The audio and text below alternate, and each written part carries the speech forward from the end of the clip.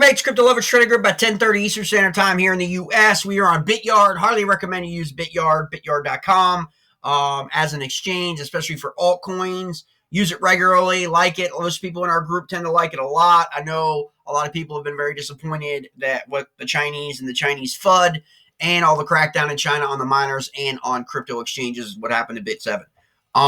And so we are going to talk about our correlation to Ethereum here. I know we've talked in the previous videos about Bitcoin, but also in the DeFi space. And you know, if you've been following our channel, if you've been following our trading Discord, and highly recommend that you get into that. You can find that link in the bottom of the YouTube channel banner in the bottom right hand corner. Just click on that. There's an invite link to the free trading community, or you can follow us on Twitter at Cryptoballersx. YFI correlated to DeFi. YFI is about the number 7, depending on when they do it, number 7 in terms of the DeFi space. It follows Compound, Aave, Uniswap, and some Curve and some others. Okay, it's number 7. It's got about $3.88 billion. Okay, total value locked. Okay, highly accepted, highly adopted in the DeFi space.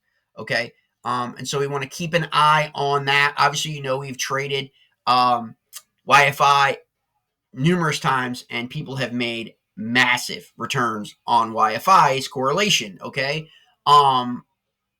Whether that be buy up or sell downs. Remember, we had a massive sell down trade from 85,000 in YFI all the way down to like 58,000, okay? And so there comes a point where all these either get undervalued or overvalued, okay? It's not a comment. Selling short is not a comment on a project or a future potential of a project. It is merely an observation of the behavior that's happening in the market, and that's what you're trading. You're trading behaviors if you're trading leverage, okay?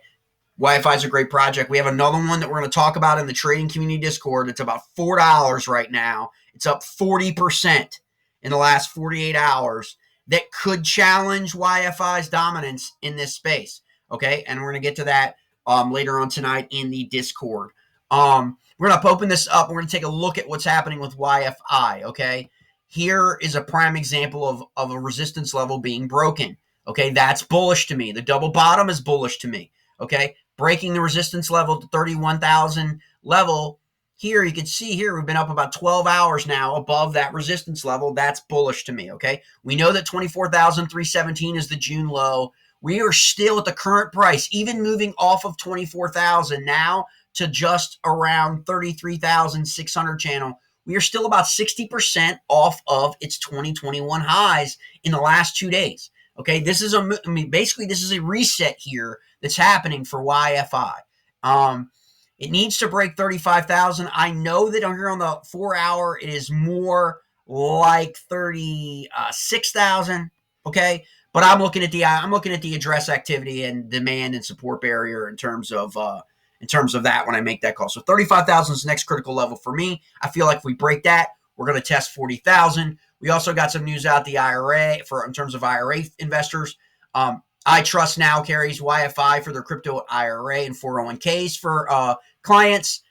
We also know now that you can get Yearn finance through on blockchain.com along with Aave, okay? So those are some critical elements as adoption and acceptance takes place.